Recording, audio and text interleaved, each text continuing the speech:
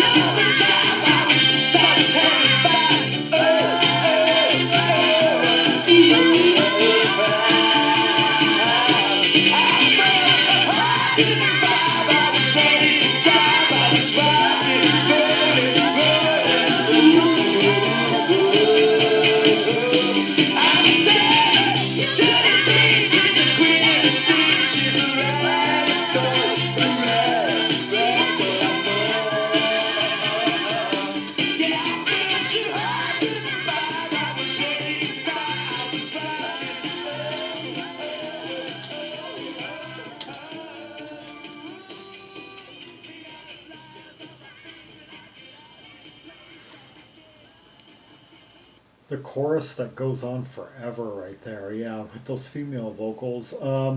And let's see, Liza Strike, and I thought Doreen Chanter was on this, but Linda Lewis, Liza Strike, and Tina Charles. Those are the ones are, and then a couple I don't know offhand. Martin J. and Yvonne Keeley. It's not certain to me which. I don't think I heard five women though. Couple along with him, but that one that was kept on, that was hitting those really high notes. That it's like the ultimate earworm of this album for me. Anyway, fairly musically, it's a fairly simple, like retro honky tonk rock and roll type number, harkening back to the 1950s or even earlier. And it's got those horns, those brassy pre-chorus charts, cocky vocal swagger from our guy, soulful soaring chorus with those female vocals and those whoa ho-ohs. Piano boogie woogie in C could characterize the verses, rising fifths, you know, dun dun dun dun dun dun dun dun dun dun dun dun dun dun dun dun. And, twangy runaway leads I heard in a few places. Those trombone slides that herald the chorus. At around 2:35, this midsection sax break occurred that took us into a different key center. But it was all too brief. I wish that had lasted a bit longer. Then back to the chorus, and then after one more verse, it just goes back into that chorus, and the chorus just seems to really go on forever. It keeps repeating. But I like it that way. It's the best part of the song, really. I could have maybe had more of that sax break in the middle, but yeah, and until it finally fades out, you know, with those soaring female vocals, and the only thing I had was catching over the years lyrically about this was that 45 and I was barely alive, and I kind of half assumed that it was about Harley being kind of nostalgic for an era that predated him. Or maybe he was saying, although I don't actually know his birth date, but I don't think it was referring to the year 45. Harley, anyway, yeah.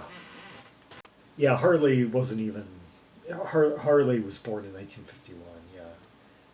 I was kind of thinking he may have been born in 1947, just a few years later, like a prime boomer, you know, like a lot of 60s musicians, a lot of early 70s musicians and such, but no, 50. And so it's not about the year. It's not about like borrowed nostalgia really, or even maybe like if he was barely alive, like maybe born in 1944, too young to like alive but too young to remember 45. But it's not really about. Let's find out what this is really about. Although it would kind of. This seems to just be touching on different time periods, as even the lyrics are going to suggest. Murder follows me like a leech from sunset, hard on my heels to the midnight beach. Oh yeah, ha ha ha.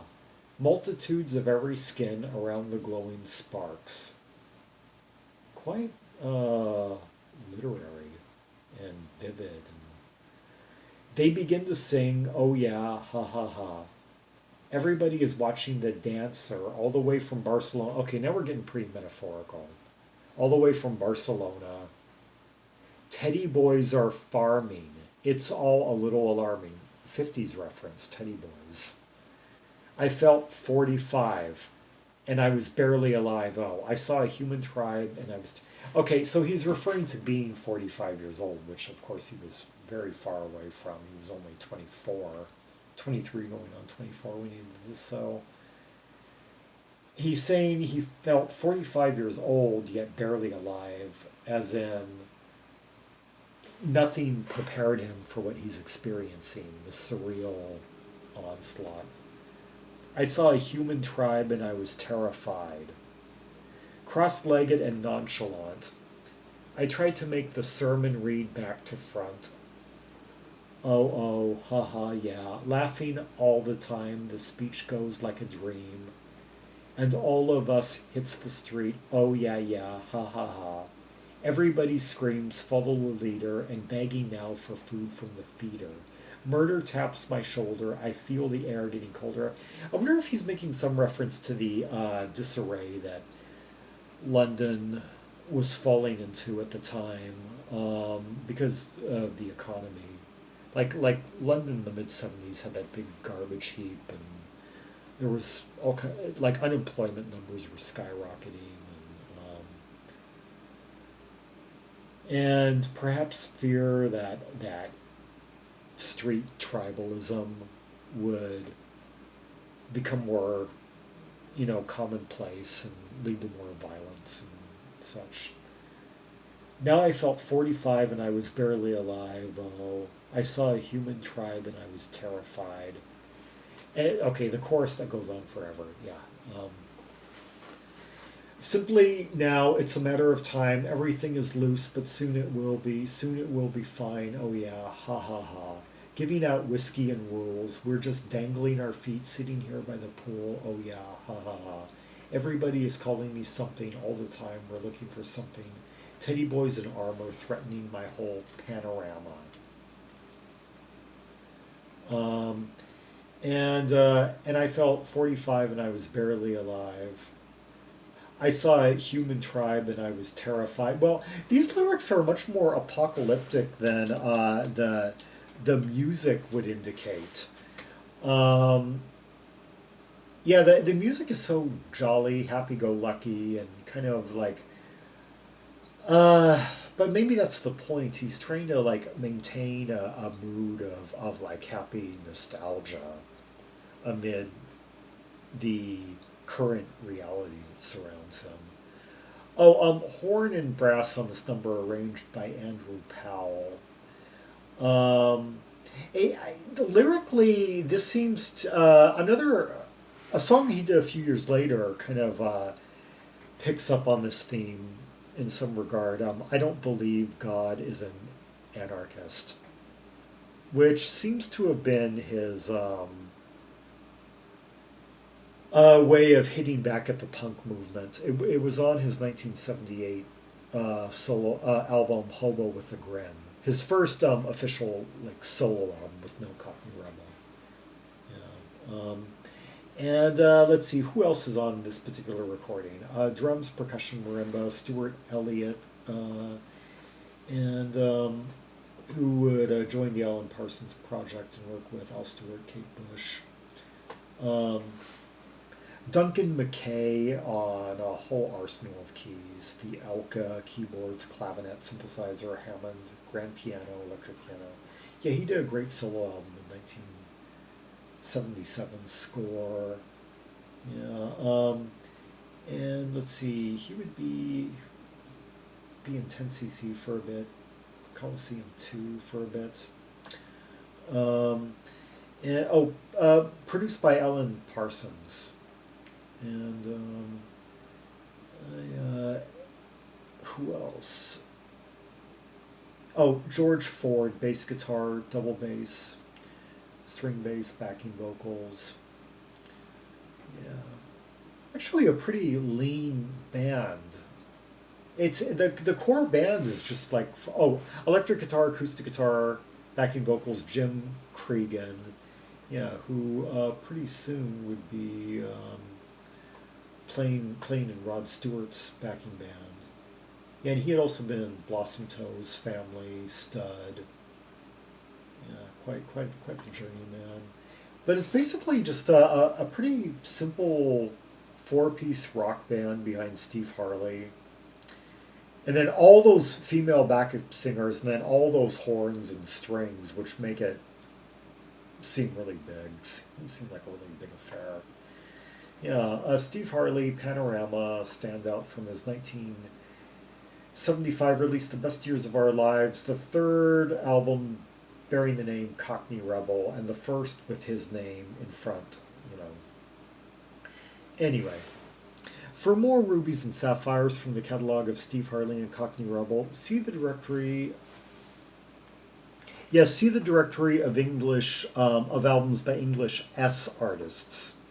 Yeah, the 1975-76 Steve Harley and Cockney Rebel albums are there, as well as the Steve Harley solo albums. And then to see the first two Cockney Rebel albums before Steve Harley was putting his name in front, just released as a band, Cockney Rebel, see the directory of albums by English C artists. Yes. Like and subscribe, follow me on social media, share the video, leave a comment if there are any observations you have about the track we just heard. Well, the song itself is pretty simple, but the lyrics, yeah, if you have any observations you'd like to add to what he was talking about or describing in those, yeah. And until next time, this is Zaragon, the world's most ear-traveled trim maximalist, signing off.